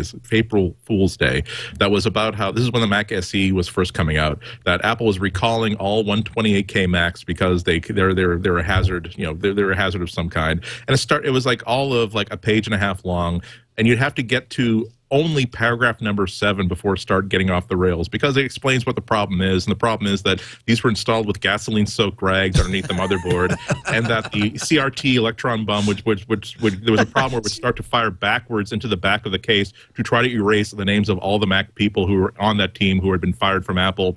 And you would think that would say, okay, I guess this is an April Fool's joke, but Apple was getting 500 emails. We got 500 phone calls from people who said, "Oh, where do I take my Mac 128 back in?" Because apparently, either people read the first 3 paragraphs or someone in a real news. What actually happened was that someone who writes for a real newspaper who apparently had 2 inches left in his column basically heard about this and just said, "Oh, according to a source of the Boston Computer Society." Let's just throw that in. Yeah, so it's like, the gasoline-soaked rags did not tip you off, sir. Well, Dvorak does this every year. He does to be fair, he does it on April 1st, which is usually a giveaway. And he quotes somebody in it called Slurpaloof, which is April Fool's backwards.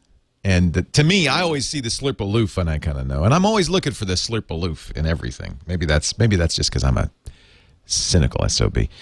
Just a quick update. New iPhone software 3.13. It's not 3.2, which is the software that was on the iPad, but we're getting closer, I guess. 3.13 is out now if you are an iPhone user. Better battery level reporting, according to the change logs. Fixes for problems with the Japanese Kana keyboard, which, by the way, I think I discovered in the iPad petting zoo because I had a Japanese journalist ahead of me turn on the Kana keyboard and the whole thing crashed. So maybe they fixed it preemptorily for the iPad. And some other minor fixes in iPhone 3.13. iPhone. That's that new corn management app, right? Yeah, iPhone. Wouldn't that have been a good name? The iPhone? Oh, well. It's terrific, because the iCob and it was already taken. The iCob, they couldn't do it. That's and it breaks your jailbreak. It probably does. It probably does break that. Yeah, that's actually the iPhone dev team said don't upgrade if you want to keep your jailbreak. It's going to be harder. I guess the A4 is going to make it harder to jailbreak the pad, right? I don't know. I never bet against smart 12-year-olds. Yeah. They got a lot of time. What was that? What did it say that again? It's I never bet against smart 12-year-olds. Never do. Yeah, never bet against a smart 12-year-old. I got to write that down. That's a words to live by. Sure. Also, 9.0.3. Is that right? On the iTunes, an update there. I imagine that has similar pirate breaking updates. Well, I just downloaded it after I heard about it about a half hour ago. One of the things I'm really curious about, it says that it corrects a problem where it loses your password. So as I've ranted several times before, this iTunes keeps asking me, "Sorry, your account has been disabled for security reasons." Yeah, and then gallingly have to click a button that says "Forgot your password." That's okay. Lots of people forget their password. No, I didn't. You guys, you forgot. You forgot, not me. So let's see if that fixes it. I'm trying it right now because it forgot my password. It looks. I have it in front of me right now, and it looks absolutely identical to what we had before. There's nothing visual about it. It looks like I remembered my password, and I just flashed all of my account information on the screen. So those of you who are watching at home, if you just rewind and pause, you should be able to get everything you need. Great. I want the entire lost oeuvre before I start again. So thank you very much for that. I'm actually, I'm going to buy. There's a couple of apps I want to buy for the iPad. One is the Sling app, which is a little overpriced. I think it's $25. Because I want to put a Sling box on then I can use the iPad as a TV and walk around with it anywhere, right? But then somebody's saying iTV for $5 will do that, right? And I have iTV, so maybe I'll just do it with the iTV. And the remote apps are going to be really nice on these things. There are a bunch of these iPhone. Well, yeah, the Sonos is great. I mean, it's great anyway because it duplicates the interface that's on their hardware controller. But for controlling your AV gear, because a lot of companies are now starting to come out with these IR dongles, and doing it on the iPhone it's a little clumsy, or actually controlling a mini that's plugged into your TV. Having that space to be able to really move around. I was going to say that's something like the AirTouch or the remote. AirTouch, because it's going to turn this into a keyboard for your mini, even the TV. No, you know what it's going to turn it into? It's going to turn it into that computer at work. I mean, if you can run VNC full screen sharing on this thing, and if it's as snappy as it sounds, I mean, that's that will be the ultimate accessory to have to buy one of these stupid little Windows tablets that's going to cost about $500. Velcro it to the back of your iPad and just run VNC to get a much better interface. You can run all your Windows apps on the iPad via VNC with this little piggyback thing you've duct taped to the back of it, and still have the full iPad experience. That's totally Philip K. Glass, or Philip K. Glass. That's a funny name. It's totally Philip K. Dick. Philip K. Glass Dick, I think, is his real name. It's the same plot over and over again. Androids, sheep. Androids, sheep.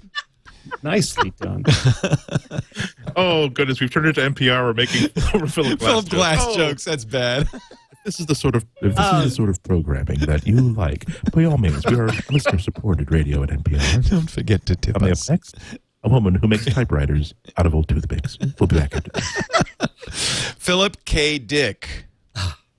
Philip K. Dick.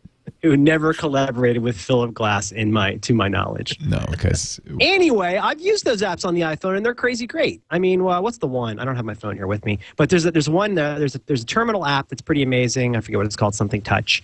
And I'm trying to remember this. Oh, you know what it is? It's that you mentioned it. That Vanu, or what's it called? Vanu VLC. You know what I'm talking about, you guys? Yeah. So one of the nerds in the chat room, tell me what this is called. Vanu or Vadu? Vanu. Bueller. Anyway, Jadu. Thank you. You run a daemon type deal on your Mac. Have you guys used this? It's crazy. You run a daemon kind of thing on your Mac, and you basically SSH in, and you can squeeze and pinch, and it's basically screen sharing on your iPhone, and it works, and it's crazy. Right. And now you lose the squeeze and pinch if putting it on the iPad, so it's wonderful. It will be wonderful. Do you lose the squeeze and pinch? Interesting. By the way, you know what I love about the iPad? Even if you hate the iPad, you hate Apple, you hate everything that's nice, new, shiny, and pretty, even if you hate your world and the life that you live, the great thing about competition is it stimulates everybody to step up. And you know what Google just did? They announced they're shipping an update to the Nexus 1 to turn on multi-touch. And by the way, I interpret that as a shot. Apple and Google have started to kind of shoot at each other a little bit. And I think Google didn't put multi-touch in out of respect to Apple or out of deference to Apple or maybe fear of a lawsuit. Yeah, and I think it was available internationally, but not here. Yeah, it wasn't available in the U.S. where Apple has multi-touch patents. And I think this is Google's way of saying, okay. Yeah, it's now officially, okay, so it's like this then. Okay, so it's like this. It is on. I didn't know it was going to be like this, but I guess now it's like this. Great. It's on. Well, I think that's so interesting that now it's Apple and Google. Yeah. Who thought that was going to happen? Yeah, they were in bed with each other for a long time. Yes. You talk about the red stapler guy. Now Microsoft is the we market share. We still matter, right? Windows 7 mobile. I'm gonna set the active server page on fire. You can have apps for Windows 7 mobile. Please favor us again. I was told I would dominate the market for many years, and of course I will set the active server pages on fire. Didn't Microsoft say that a problem with the iPad is that it doesn't support .NET? That could be. Oh, well, there you go.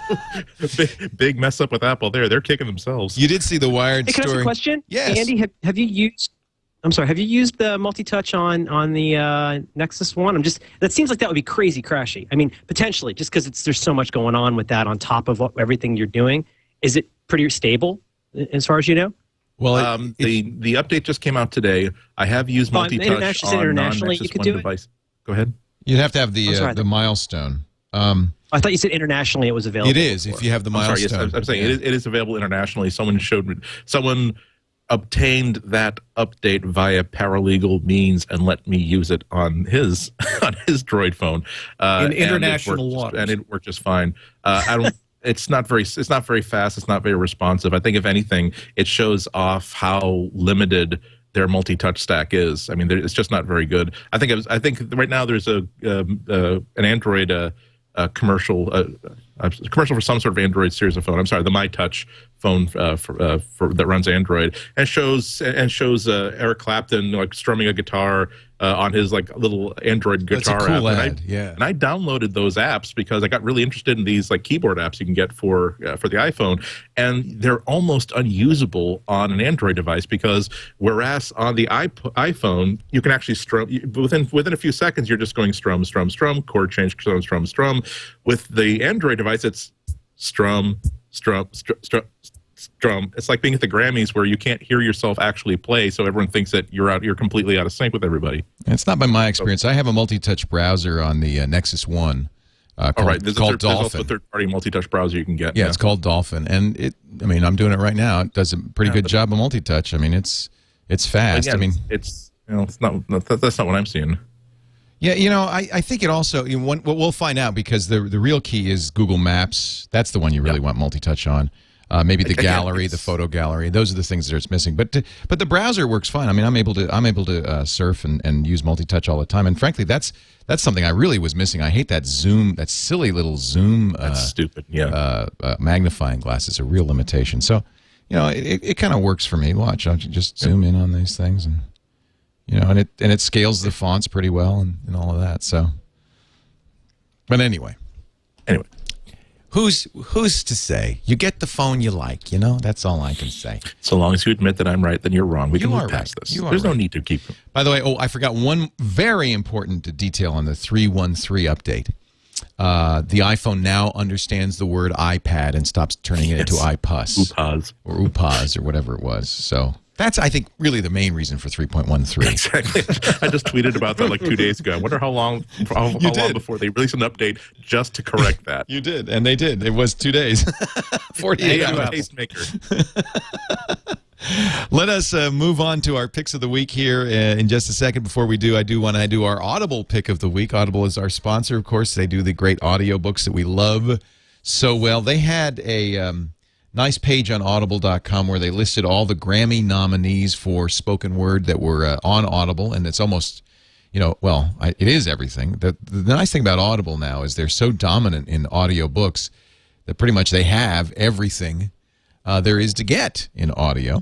If you go to audible.com right now, actually audible.com/MacBreak, you can sign up for a free book, which is a pretty good deal. Audible.com/MacBreak. There are 70,000 to choose from, though, so we like to pick one just so you know kind of what you're getting into. Andy, did you have something you wanted to pick?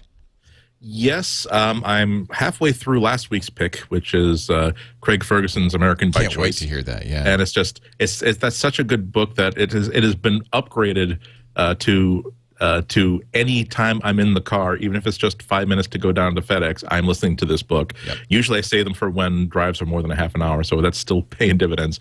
The next one I've got lined up is something that I read the first chapter of in an airport bookstore. George Carlin's biography, Last Words. Tony Hendra is a name that's going to be familiar to a lot of our listeners. He was one of the original editors of the golden era of the National Lampoon. He played the tour manager in Spinal Tap. He has a good comedy heritage, and apparently for years he and George Carlin were talking about doing a biography of George together, and they recorded hours and hours and hours of interviews together.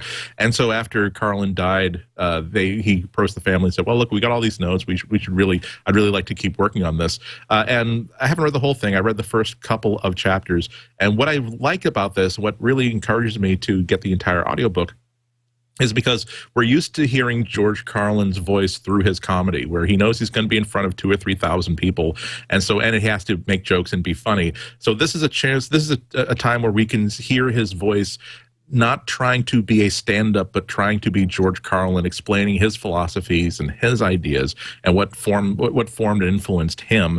There's some excerpts that are up on georgecarlin.com that really brings this home. It's one thing when he's talking about individualism and value systems and religion, where he knows that it does not have to build up to everybody laughing and applauding. That really makes you understand his feelings a lot more. And plus, it is a great straight biography.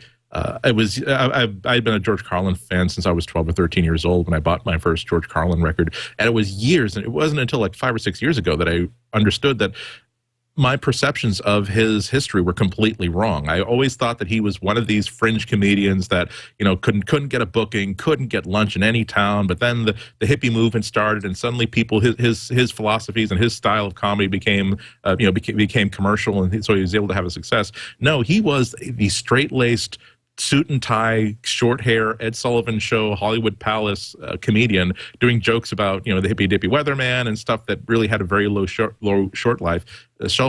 And he was having a huge career and a lot of success like this, but he decided, this isn't me. This isn't how I want to spend my future. He totally threw out his entire act, totally threw out his entire persona, and totally trashed his entire career to start again from step one to be the George Carlin that we all know and love. So this is a lot of that story about how those decisions were made. So it's about 6.5 hours. It's not the most stick-next to the man you can get for your free book or for your credit, but it's, from what I've seen of it so far, I'm really looking forward to diving into it. You know what I like about it is it's narrated, as you said, by Tony Hendra, who is really great, and by Patrick Carlin, who I presume must be George's son. Yes, I believe so. Yeah, so that's kind of a neat twist. George Carlin, Last Words. It's abridged, unfortunately. Simon & Schuster published it abridged, but hey, at least we get to hear this much of it. Tony Henry, by the way, has a great book also on Audible.com. His autobiography. Is it Father Joe? Father Joe, right? Oh, is that a good book? Yeah, I think I recommended it a couple of years ago. Yeah, it was part of that. It was part of the market that was created by Tuesdays with Maury, where a middle-aged man tells a story about how talking to an old man for most of his life really helped him out a lot. But it wasn't the sort of self-serving. Yes, I'm a much better person, unlike you, who's never thought about these things. Yeah. He really paints a great picture of all the screw-ups he's made in his life, and this really sweet monk who, despite living in an abbey on the coast of France all of his life, just seemed to, through Tony Henry's recollections and eyes, just seem to really understand that the only thing that's really important in life is to care for each other and to love each other. And that once you stop thinking of your life in those terms, everything else falls into place. Very, very inspirational. Good pick. And, of course, you can get it free. That's the beauty of this. Go to audible.com/MacBreak. Sign up for that gold account. That's a book a month. And the first one's free. Yours to keep. You can cancel at any time. I got to say, though, before you pick, you should browse around because there's so much great stuff. Bestsellers, classics, sci-fi, science and technology, and more. Audible.com/MacBreak. We thank them so much for their support of MacBreak Weekly. And I love it that they publish books like this because it's just, great to hear this stuff in people's own words. Time for our picks of the week. Who wants to go first? Show of hands. Chris Breen, you're in the upper left-hand corner. Chris Breen, the block. All right. I hadn't been on for a while, so I had to search through your site to see if anybody had recommended this, and no one had, and I was surprised. It is the Little App Factory's Rip It. It's $20, and it's for ripping DVDs that you own. If you try to rip DVDs that you don't own, it works too, but you will go to hell. Netflix. They know somehow. that that's a bad thing. Somehow your immortal soul has just. And honestly, a copy of Alvin and the Chipmunks is not worth spending an eternity in a fiery place. Wouldn't that be sad? You get to the pearly gates and everything's perfect and clean, except they say, "Wait a minute, there's this one thing." One block. Yeah, ripped Alvin and the Chipmunks. It's to hell for you, pal. Oh, God, that'd be horrible. And worse yet, Ernest you have to goes watch to it for eternity. Yeah, Ernest goes to camp. Well, that would be the punishment. You liked it so you much? watch it for It's yours. It's for yours, eternity. No sleep. So, what this thing does is, unlike Handbrake, you can actually rip the entire DVD, so you get everything that's on the DVD. So it isn't just the main feature. You get all the extras, all the subtitles, all the alternate angles and languages, and it may be the easiest software you've ever used. You put in a DVD, and you push the rip button, and then you go away for an hour, and it's done. And the quality is fantastic because it doesn't do any kind of transcoding. It's just removing the copy protection. It gives you a DVD file that you can play with DVD player. If at that point you want to do some kind of encoding, you can bring it into something like Handbrake and then rip just the main feature out of it and put it on your iPod, your iPad, your iPhone, or so let me make this clear because I want to go to hell. Does it take off the copy protection? So in other words, there's no more protection on the ripped version? Absolutely right. All the copy protection is gone. And one reason I recommend this, because there is Handbrake, which is free, and this is $20, but this thing has nailed every single DVD I've ever tried to throw at it. And that includes anything that came out in the last week. If you look at their site, they have statistics on this, and it's like 99.99992. And if you find a DVD that it can't rip, you just send them a message saying, this one doesn't work. They'll go out and buy it, and they'll figure out a way to do it, and then they'll update the program. You know what else it does? I mean, this I hate to be all Cory Doctorow, but it's crazy making to me that I buy a freaking DVD, and then I've got to sit through an ad at the beginning that I can't fast forward through. Rip it, it'll take that out. It will make it so that you can skip over that or just take it out completely. Very good. Am I remembering that right, Chris? I might be thinking of Mac the Ripper, but I believe that's right. You may be thinking of Mac the Ripper because I believe that Rip It gives you an exact copy. So you get everything. So if you don't like the ad, then you take it into something like Handbrake or Mac the Ripper and deal with it there. Or actually, once the copy protection is gone, then you can take it into Toast or something else and deal with it there.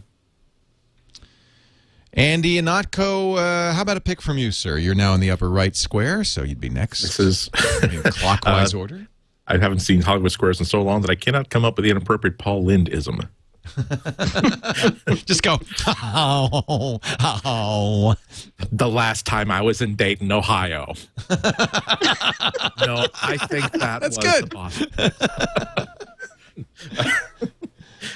Yeah, this is sometimes I come back to something that I'm sure I picked a couple of years ago, only because it really is one of those pick of the week all-stars that there's something I need to do, and then I remember that I have this tool on my hard drive for it, and it absolutely solves all of my problems. I am doing style sheets for a new site, and also for a couple of new pieces of content for my existing sites. And style sheets are just not easy enough to create.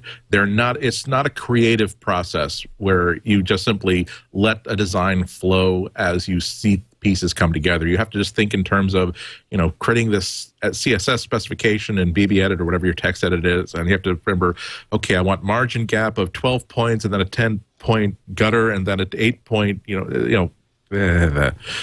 so there's this really wonderful application from macrabbit.com called CSS Edit that is just it's like a movie prop. If you ever had to do if a character in a movie needed to design a website, they would say, no, we can't have shots of people just typing in numbers into a spreadsheet. Let's just make this phony baloney app that makes it all visual. Well, it makes it all visual. You tell it what the URL of your CSS file is. You tell it the URL of the page that you're trying to redesign, and then it simply opens it up as CSS. And if you want to say, okay, what selector is being used for that? Okay, that's a box for it's just a CSS style called question. Great. Where's question? Great. I click on the box saying question. It opens up the style sheet, and then I have a nice little tool palette, rather like a style palette that says, okay, now I want that background to be this color. Great. Now I want to add a drop shadow like here. Great. I want that to be centered that way. Great. I want to add a little bit more space here. Great.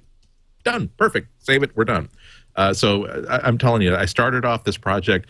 It took me about an hour just to get the basic. I think I want it to be inside a green box.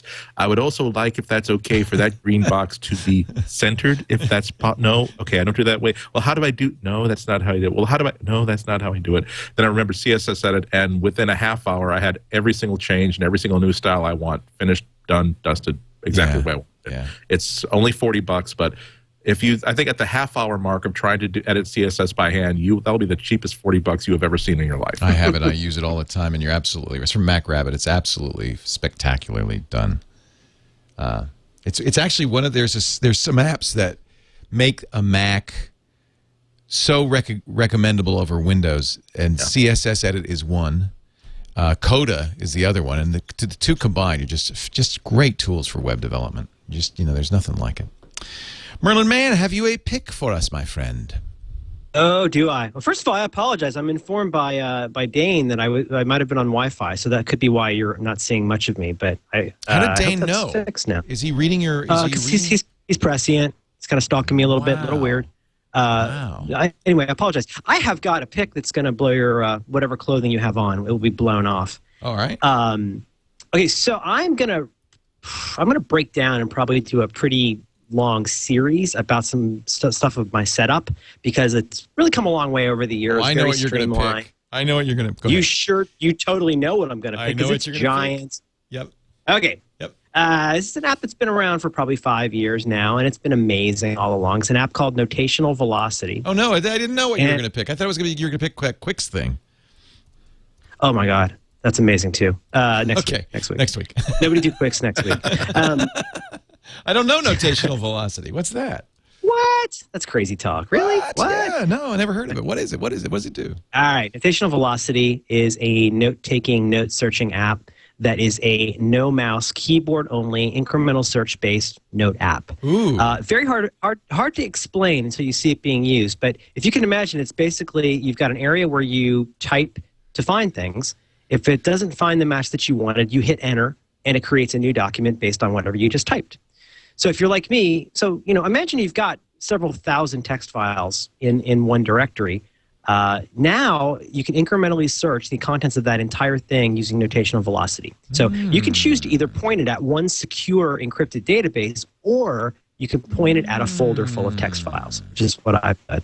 This is giant. As far as quick note-taking, it is supported by services, so it's really easy to get to it from anywhere. If you're a nerd and you like text files, have a look at this because it's a fantastic way to take notes. Now, up until now, for 5 years or however long it's been around, I think it kind of languished for a while. It's totally open source. It did languish for a while, but it has come back strong. The latest revision, they've polished the interface a little bit, added a nice couple little features, but it added one thing that has changed my game, and that is it now syncs programmatically through the API with SimpleNote, which means that SimpleNote, which is a web service or web application, Simple text service, and Simple Note. Oh, okay. Which basically is if you go to I think Simple Note app, I want to say. And basically, everybody that's used this in the quest to find a good iPhone app, pretty much everybody ends up with SimpleNote. It's simplenoteapp.com. Oh. And it's free. I have the pay app. I have the pay version because you get more cool stuff. But basically, I'm trying to explain. So you're saying it syncs with your iPhone? It syncs with your iPhone and the cloud through the SimpleNote service. So SimpleNote is a service and an iPhone app. And if you're like me and you're running Dropbox, I mean, it also seamlessly is securely backed up with incremental changes, a la Wikipedia, in the cloud and everywhere. And it's crazy fast. You can have it basically update every minute. So every time you make a change, also it's totally, what's the word, non-modal? Modal? I always get this wrong. Non-modal. But you type, you do stuff, and that's all there is. There's no mouse. It just, as soon as you're typing, it remembers it, it's recorded, it's brilliant. You can still use any text application you want. You can use TaskPaper, TaskMate, BBEdit, any of those. It works perfectly with any text app. I really encourage you to look at notational velocity, and I really encourage you to look at SimpleNote because it's to have all of your stuff everywhere with you, updated in real time, is mind-blowing. It's totally friction-free. So notational velocity, I think it's velocity.net. SimpleNote is simplenoteapp.com. I have tons more to say about this that I'll be talking about on 43 folders in a series, but I think you're going to like it a lot. I'm very interested in that article. As always, I love reading those articles about how you do what you do. And this is cool. I did a post yesterday. After like 5 years of not posting there, I started posting on the site again. There's a little thing yesterday on 43 folders where I talk a little bit about it. And you can see screenshots of what my iPhone looks like in Simple Notes, and ditto, you can see what the app looks like. But really put your hands on it because if you're a fast typist, Andy, do you really type over 100 words a minute? Is that true? Absolutely. Wow. That's completely mine. When I don't have to. Yeah. It's so you can keep up with how fast you talk. Right? Yes. It's if I made absolutely zero typos, I can on a good day when I'm properly caffeinated, I can transcribe when people who are not talking really fast talk. Wow. It's mostly that fast when I already know what I'm going to be writing. It's mostly the duh factor of, well, okay, I know there should be an adverb here. I don't know which one it should somewhere be. out there's a little old lady teacher who taught you how to do that, right? No, I thank the designers of the Apple II Plus keyboard. Really? You didn't take typing class? I didn't take typing class. It was just simple memorization. Also, but a friend of mine in junior high, Eric Goldstein. I was coding something at his house. I saw how fast he typed, and I thought, okay, so it is possible to be as fast as possible. Don't look at the keyboord. Just try to trust that the letter's going to follow. What you didn't know is that Eric Goldstein was typing gibberish the whole time. If he was typing gibberish, it was causing the machine to do lots of interesting and cool things. So good. Okay. Can I ask out of curiosity, have you guys used any of these syncy kind of services? I think this all started when the Notes app sucked so bad on the iPhone and wouldn't sync. I'm just curious, you guys. I'm an Evernote fanatic. I use Evernote nonstop. It's a great app. It's a great In app. fact, that's really the only thing that would slow me down and moving to something like SimpleNote. And well, first of all, I'm using a Nexus 1, which would really slow me down. Evernote is available on all my platforms, and I do like that. So SimpleNote has an API though, so there's a dashboard app. There's API, so you can have an app on anywhere that. And notational velocity is open source, so it might be possible. I'll have to look into it. It'd be great if it would sync with Evernote. Then I would use it. The problem with Evernote, I love Evernote, but the reason I stopped using it was that if you're on the road and you're not on, even if you're on a live connection, you're basically appending to an RTF. You're not actually changing a text file, and that kind of doesn't scale for the way that I work. You want plain text. Yeah, I mean, I've turned off formatting. But with that said, notational velocity, for example, it can identify simple note and notational velocity can identify URLs and make them clickable. It's got some nice polish. But like Chris, what do you use for this kind of nonsense? What do you use for your like piles of information? I use Evernote every so often. But I also have the advantage that I never, ever leave my house. So I can write things on the walls. I can write them on little scraps of paper and leave them in piles somewhere where I lose them. My greatest disappointment my greatest disappointment in life was that the spray paint that supposedly turns walls into whiteboards doesn't work so well. Because I was just going to paint everything. Joke. Yeah, and make it all a whiteboard and just have markers everywhere. And anytime you had a thought, you just write it on the wall. Doesn't work. You can still do that. Yeah, you can. Whiteboards are expensive, man. I was going to buy a giant ass whiteboard, and it was like $600. Wow, they're really expensive. This paint is really a good idea. Rust-Oleum makes it, but then I read all the reviews and it says no, you got to do 80 coats before it's any good. The walls got to be totally flat for it to work. Yeah, there's all sorts of issues that go on with it. But anyway, my pick is something I picked before, but it's back. Shashwat and Chetan are back, baby. And it's like they never left. I recommended an application. I think actually I didn't even get to recommend it on MacBreak Weekly because I recommended it on Twitter, and we immediately crashed their servers and put them out of business. Well, they went out and they raised some money from mom and dad. They did a great job. They put it back. I'm talking about an application called Pollux. Now, Pollux is a really cool Windows and Mac. They're charging for it now. The problem is they were doing it for free, and they used up. So many people started using it. They used up their free licenses to CDDB. So they're charging a mere $10 a year now for this. Let me tell you, folks, highly recommended. If you've got iTunes, Windows or Mac. Oh, there's my account information again in case anybody wants to get it. Damn. Now, warning, we're only going to be showing that once more before the end of the podcast. Yeah, so make sure you write it down next time. So let's say you've imported an album and it doesn't have album art. What's great, Pollux, it kind of sits in the menu bar. You say tag selected iTunes tracks. It goes out, goes to CDDB, gets the album art, adds name, artist, album year, genre, even lyrics to your iTunes. It is just the greatest way to kind of completely clean up your iTunes library. It does such a good job. You can try it for free, but now and I think they had to do this. They've started charging a mere $10 a month to pay their license. A year. A year, I'm sorry. Yeah, they're licensed with the CDDB, and these guys, they're two college kids. One's a student at University of Berkeley, California. University of California, Berkeley. I think one's at UC Davis or UCSC. No, maybe it's Stanford. Anyway, they're college kids who wrote this, and it's a neat story, and I'm really glad they raised money. Here it is. Chetan Surpur is a second-year undergrad at UC Berkeley. Shashwat is a second-year undergrad at Santa Cruz. And they've got a third developer who's at the Manipal Institute of Technology in India, the very famous MIT. And he's writing the Windows version of this, and it's just really great. Pollux, as in Castor and Pollux, app.com. Try it free, but I found it a really great way to clean up your iTunes. It's always been a problem, the tagging and so forth, and the album art.